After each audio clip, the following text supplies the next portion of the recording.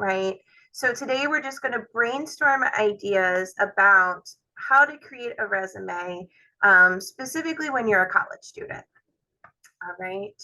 So in the chat, what I'm hoping you all can do for me is can you just put in there whether or not you have a current resume? So yes or no, have a resume or don't have a resume created. Oh, I'm seeing a lot of yeses. Okay, I love that. Yes, but needs updating. I feel that. Yes. Outdated. Yep. Good. See a lot of yeses in here. Good. Awesome. I feel the yes, I have one, but it's outdated. I definitely can relate to that. But what we need to remember about a resume is that this is the time where you want to make yourself as noticeable to an employee, right? Or employer, excuse me, as possible. And so when we think about building a resume for a student, what's really important to think about is what knowledge have you developed and what qualifications or are going to aid you in transitioning from being a college student to working, right? To being in that professional world. And you really have to kind of think about that. So we're going to go through that today. All right, so here's our agenda. So we're going to talk a little bit about what is a college student resume and what does that look like? How do we write it? What kind of formatting should we look at? And some tips to think about when you are writing your resume. Okay. Now, I do want to just say I do not work in career services. So I am going to do a plug for our career services here at CCBC. They have amazing resources available to all students. And there actually are some really great resources about like writing your resume. They do resume critiques. That is not so much what I'm focused on today. What I'm focused on today is how you take your time as a student leader or as a student and make that comparable and be able to put that into a resume. Okay.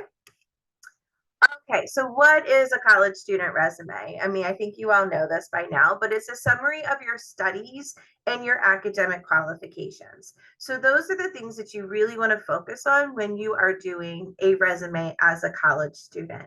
So your academic qualifications, your studies, and you might have a little bit of professional experience now. And so you can take that professional experience and you can also tweak that to be able to put that in here. You can also think about some of your other work experiences, and we'll go through those a little bit. But just keep in mind that when you are working on your resume, when you are graduating or going for this professional world job, right? Employers understand that you are new at this. They understand that you do not have all of the vast experience that other people are, right? And so they don't expect a long list of work experience. However, what they do want to see is that you have maturity, you have motivation, you have ambition, and you have a work ethic. So you want to make sure that you can highlight those things in your resume itself. Okay. And if you all have any questions as I go through this, please, like raise your hand or unmute yourself. I'm a pretty laid back person with this stuff. Okay, so writing your student resume. So let's talk a little bit about oh gosh, I'm scrolling all over the place. Okay, writing your resume and what you should include in that resume, right? So you always want to include your contact information. And so many times I think students have said, well, what does that mean exactly? Like, do I put my LinkedIn on there? If I have a portfolio, do I link something like that? And we're going to talk a little bit about that. But really, you want your first name, last name, address, phone number, and email. All the ways to contact you, right? Immediately, right? Because you're like, if you want to set up an interview with me, here you go. Here's how you find out about me, right? And you want that at the top. And you want to make sure that that is very prominent at the top there. The next thing that you want to highlight at this point, again, because you are a student writing a resume, is going to be your education.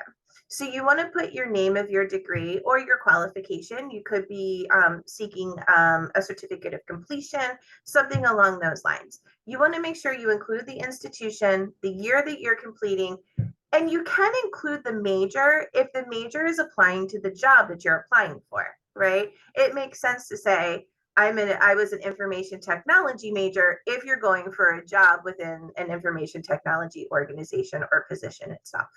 Okay. Work experience. So I did talk a little bit about this and said we would expand. So you want to list all of your work experience that you have so far.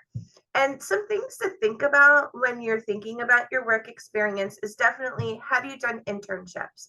What about any summer jobs that you've held down or part-time jobs? And it's okay to put charity and volunteer work in there, freelancing work, and leadership positions within work positions, especially if you're being paid for what you are doing. Okay, so at CCBC, we have a leadership cohort program, and within that leadership cohort program, those students are paid for what they are doing. So it's fine to list that in your work experience and build up that section a little bit more. The other things that you want to think about when you are building your resume is key skills. Okay, so key skills that you have. Now, you might not have any of those technical skills yet. Now, I will say most of you are proficient with Microsoft. You can use Microsoft, right? You can use Outlook. So it's fine to put proficient in Microsoft and all of those things. But I want you to think about your soft skills. I want you to think about those things that you are getting within your classroom, but also within your extracurricular, co-curricular activities and your clubs and organizations.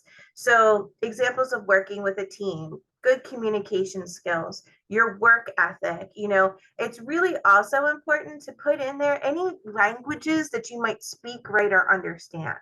That can make you a huge asset that stands out upon somebody else, especially considering what job you're applying for. The other things that you want to consider is putting any activities and associations that you have. So this is your extracurricular activities. These are clubs and organizations that you're a part of, whether they're at CCBC or they're in your local community. Put them. It shows that you are doing things outside of your academic work, right? And then something that's optional would be your hobbies and your interest. And why I say those are optional, because they should only be there if they apply to the job that you are applying for, right? Like you don't want to say that one of your hobbies is that you love to go swimming if you're not applying to be a lifeguard or a swim instructor, because it has nothing to do with it if you want an office job, right? People be like, great, that's wonderful, but what does swimming have to do with it? Okay. All right. So let's talk a little bit about the resume format. So typically, what is said is, like I said earlier, your name and your contact information should always be highest up.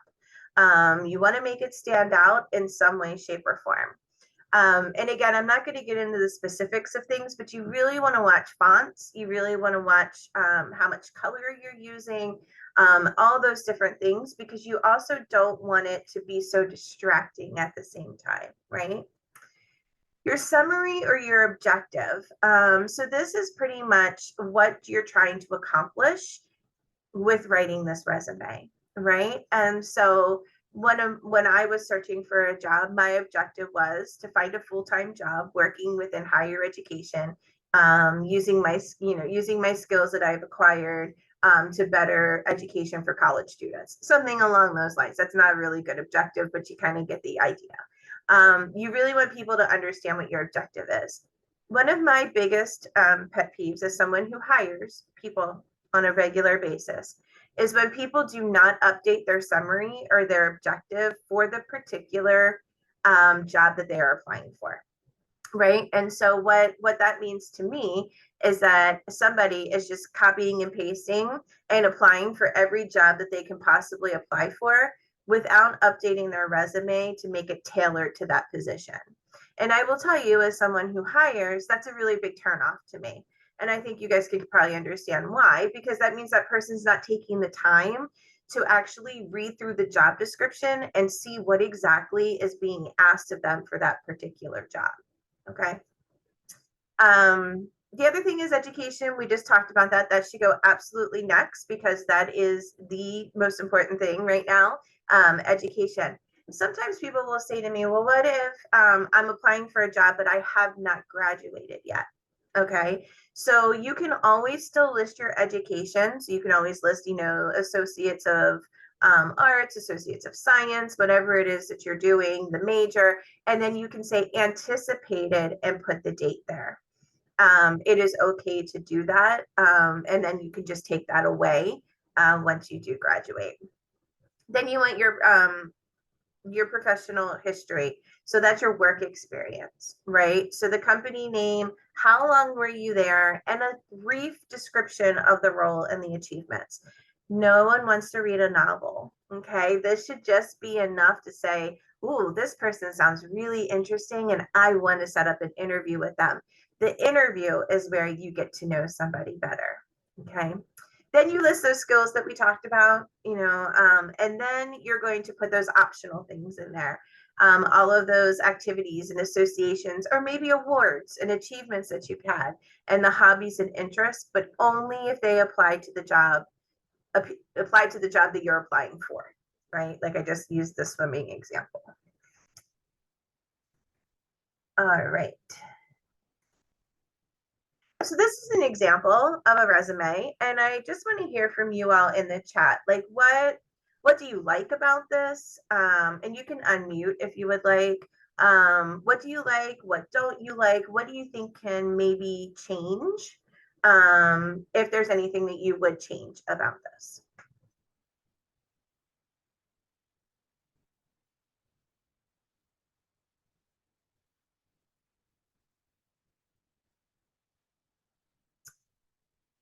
The heading sections are a different color. Yes, yes. But it's not overly distracting, right, Marcus? Like it's great that it's in this different color and it makes it stand out, right? But it's not distracting.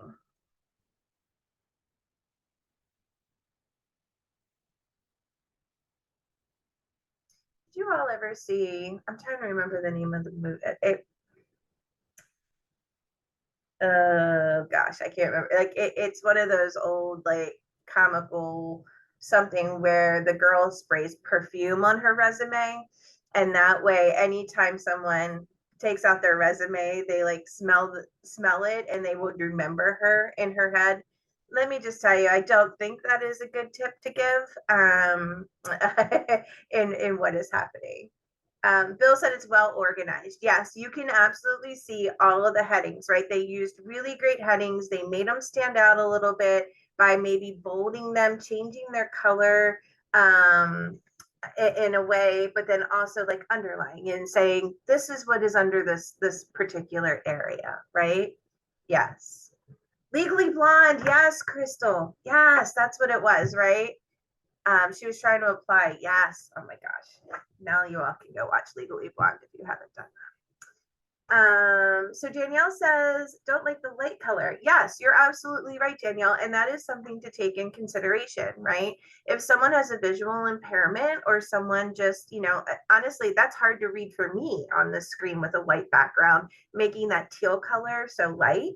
So you have to think about that, right? Is this going to be okay for people to do that? That's a great thing there. Anything else?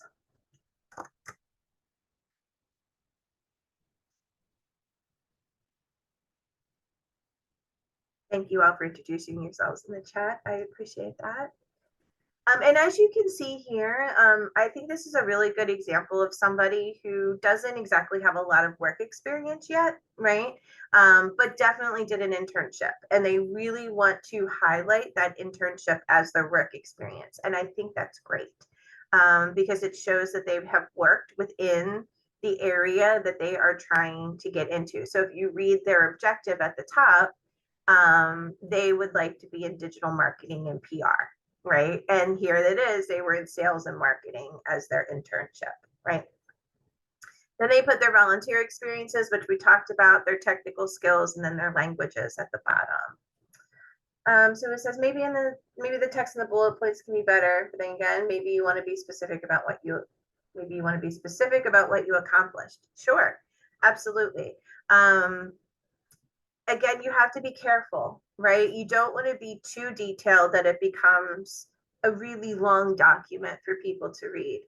I will be honest with you all. I had somebody send me a 10-page resume one time for a job, and that was too much. That was just too much, right? Um, Normally you want it to be one page, and normally the rule of thumb is if you have like master's doctorate ish areas, you can make it two. Um, but you're not supposed to put everything here, right? You're supposed to be able to just put a snapshot of things. So I like what you said about maybe kind of fixing up those bullets a little bit, making it a little bit more enticing. So I also want to talk about a little bit of like words to use, right? And actually, I think I'm going to talk about this a little bit, but look at how William starts this, right? Increased, conducted, in charge of, then he used increased again. They're all verbs, right? All things that he has accomplished. So that's what you really want to think about when you do that too. All right. And here we go here. So here are some things that I want to talk to you all about in regards to key skills. Nope, not key skills. We already talked about key skills. Tips for writing. Okay. So the first one is promote your work ethic. So what kind of, how does that, um, how do you all define that? I guess is the best way I want to say.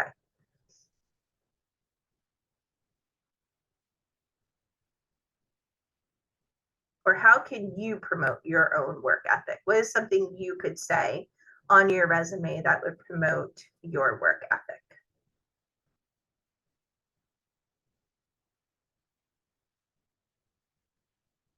And you can type it in the chat, you can unmute. Either You one could is fine. player. Go ahead. Can you hear me? Yeah, go ahead, Crystal. You could say you're a team player. Yes. Yeah, that is definitely work ethic. Yeah. Speak on your dedication. Yes. I love that. So let's think about your dedication to things, right? So I know when I was in like elementary, middle school, I think they would always give out an award for perfect attendance, right? And for some reason, my mom always wanted me to get perfect attendance. Like that was really important to her. It was not as important to me to get perfect attendance. Let's just be honest, right? But it showed that I showed up every day, right? Like I was there every day and I was taking an interest in what, well, I had to go. My mom drove me, but whatever. But you get what I mean. Like I always attended something. Maybe it's making the dean's list. That's a huge work ethic, right? That you were able to do that. Hold on, I'm reading the chat now. Results achieved, that's success. Yes. Show things that you have done, your work ethic, your ability to work in groups. Yes, these are all yes, yes, yes, yes, yes. The other thing, like when you say about working in groups, talk about your leadership positions that you've held. If you've held any, maybe you've held some on campus, maybe you've held some in your community. Think about those leadership positions that you've held. And your extracurriculars. If you can do extracurriculars and you can get your degree, that shows that you have a great work ethic to be able to accomplish multiple things at one time, which is showing multitasking, right? The ability to take initiative. Yes, if you started something, you created something. We have a lot of students here at CCBC that have created new clubs and organizations, or maybe a new event on campus. Highlight those things because that really shows who you are. Okay. Thank you all for participating in that. And I kind of already hinted to the next one about action words, right? So you want to use positive active language when you are creating your resume. So things like led, organized, trained, created, tutored, all of those things that show how amazing that you are as an individual, but shows it as an action word. Okay. Um, Yes, how you've grown in your volunteer work club experience. The flip side, to talk positively on how you overcame a challenge. Yes, to show that you can problem solve. That's a huge one too, right? You got to be able to show that you can deal with conflict, you can deal with issues, and you can, problem solve. I love that. And be creative in that. Excuse me. Keep everything concise. We've talked about this already a little bit. You do not want a very long resume. You want to keep it concise in what you do. Okay. Proofread it. You proofread it. You ask a friend to proofread it. You go to career services and ask them to proofread it. And then guess what? You proofread it again because you never want to send something that's going to have an error on it. As I gave my example earlier about somebody who submitted their resume to me and it was talking about a completely different position, their objective was, that to me says they didn't proofread and they didn't take the time to make sure that this was accurate for the position that they were applying for. Do you think I gave them an interview? I didn't, right? I'm not going to do that if someone can't take the time to proofread and make sure things are correct and then format it correctly. As we all know, Lord, I know, you put something in one format and then you like save it or you copy it to something else. And the next thing you know, all your beautiful formatting is gone. Like it happens to me constantly. So I think when you're thinking about it, just make sure that it's formatted correctly. Make sure it looks nice, right? The example that we were looking at a little earlier, make sure it's clean. Make sure the fonts that you use are readable. Make sure the colors are readable, right, to everybody and format it correctly. Normally, I would say when you can upload, it's always better to upload a PDF, right? Now, I want to ask you all a question. How many of you have a LinkedIn account as a student? You can just say yes or no in the chat.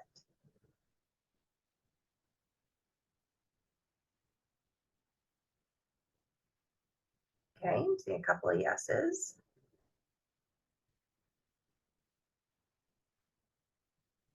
Yes, good. Made an account but haven't done anything with it. I get that. I actually feel that. Yes, yes. Okay, good. So many times people are like, do I put my LinkedIn on here on my resume? So I'm going to ask you all, what do you all think? Do you put your LinkedIn URL on your resume?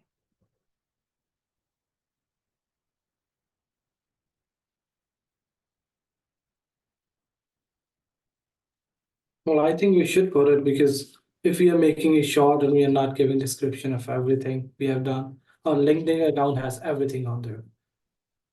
Okay. I think it's a good option to put it there if they want to like know you more. Okay, so Bill thinks you do. What are some other opinions?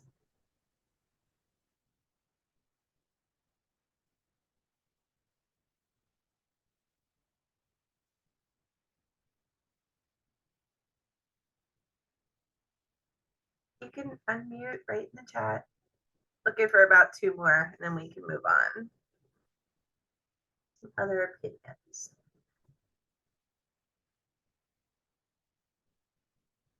Do you put LinkedIn on your resume?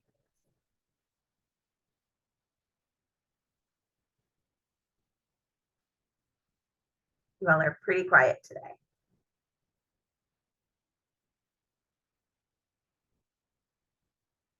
So I will tell you, I don't have the answer for you. Because I think it's really dependent upon, like someone said earlier, I have an account, but I don't have anything on there. How active is it? Is it updated? Do you, is it just something that if someone went on it, it sounds like if they went on Bill's is very updated and it has everything on there about him. However, if you went on mine doesn't exist. So I'm not going to put mine up there. So I don't have the perfect answer for that. And there might be other opinions that are out there. I would also think about just how long your resume is and where it fits in and all that kind of stuff if you wanted to do something like that. All right.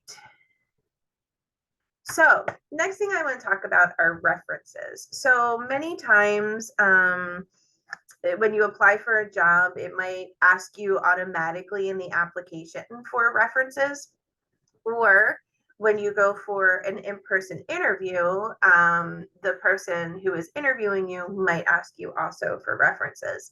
I will tell you all at CCBC, we are required to do reference checks for part-time associates and full-time and faculty. Okay. So it is really important to us that we get good references, for you all. So here's the 7 things to consider when you think about who should be your reference. Okay. So number 1, please, please, please ask for their permission to be a reference for you. I'm telling you all some of my personal things, but I had a former employee who listed me as a reference, but didn't tell me that they were listing me as a reference. And so it really threw me off because I also did not, and we're going to talk about this in a bit, but I didn't even know what they were applying for. I didn't know what they want, what I wasn't prepared, right? And so it's only fair to ask the person that you want to put on there, or the people that you want to put on there, their permission to do so. Also ask them for their preferred contact information. Don't just assume that you're going to give them the cell phone number because that's just how you talk. Maybe they want you to give a work number, or maybe they just prefer an email address. So make sure that you ask them for what they would like to use. Prepare them, right? And so like I was saying, like, it's okay to say, hey, ask them for their permission, ask them how to use it, say, all right, let me tell you a little bit about the job that I'm applying for. Because then, at least like as a supervisor, I can tailor my answers to make sure that I am answering things that go along with the job that you're going for. Okay. And that goes along with choose people who can attest to your abilities. All right. You need to choose someone that can absolutely say for certain they're a good employee. Yes, I would hire them again. Here are the certain skills that they have. Don't just pick someone because they have a fancy title either. Okay.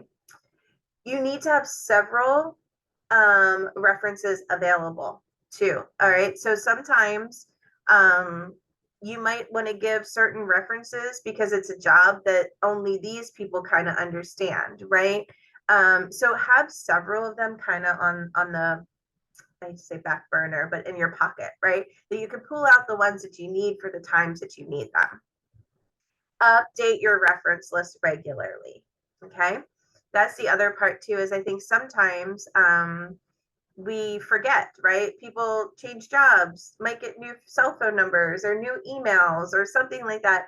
And we don't update our resumes or our references. And next thing you know, they can't get a hold of somebody. That doesn't look good to an employer when they actually can't get a hold of someone. And then think about too who else you can ask. You can always ask a current manager or supervisor, unless for some reason you don't want them to know. You can always ask a previous manager or supervisor, a coworker or a colleague. Think about your clubs and organizations, someone maybe that's worked alongside of you and they understand your work ethic and your leadership skills. You can ask a professor or a teacher, someone that can also talk about your work ethic, your communication skills, all of those things, or an academic advisor if there's someone on the in the advising area, or like student engagement or something like that who could serve as a reference for you. So I encourage you to think about this more sooner than later, like who can be your reference, right? Who are your people to be able to put here. So let me look at the chat really fast. I think I missed some things.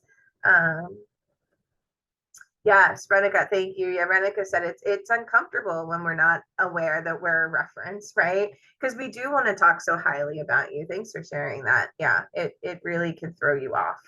And then I don't know about you, but a lot of times if I don't know the phone number that's calling me, I don't always answer either. But if I know that I'm waiting for a reference for someone, then I tend to answer more, not the ones that say spam, right? Like obviously, but the unknown numbers to me. Keep a list from all my jobs with a minimum of 2 ways to contact. Yes, Ashley, exactly. So here's their cell phone, here's their email, here's a backup, right? You want to make sure these people can get in touch with them. Yeah, I think that's really, really awesome. Thank you for sharing. All right, we are coming to an end. So that's my name and my email if you all have any questions or anything. But as I said in the beginning of this was really more or less to talk about how you create your resume as a college student. How do you incorporate your leadership skills within there? Where does that go within your resume? And how do you make that look nice, right? And as I said earlier, we have a wonderful career services department here at CCBC. If you go onto our website and you just type in the search bar career services, it will take you there. They have great things of creating your own resume. They have so many opportunities for jobs listed up there. It really is a really great way of getting out there for your career. The other thing to think about too, if you guys haven't, please think about doing internships and where you would like to do those internships. A lot of our programs here at CCBC, you do internships at the end of your studies. So go out there and experience things. I will say that was probably one of my most eye-opening experiences that I had was when I could do internships, mainly because I figured out what I didn't want to do. And where my passion was and what I wanted to do by doing different internships throughout the time. All right, so does anyone have any questions? I'm gonna stop recording.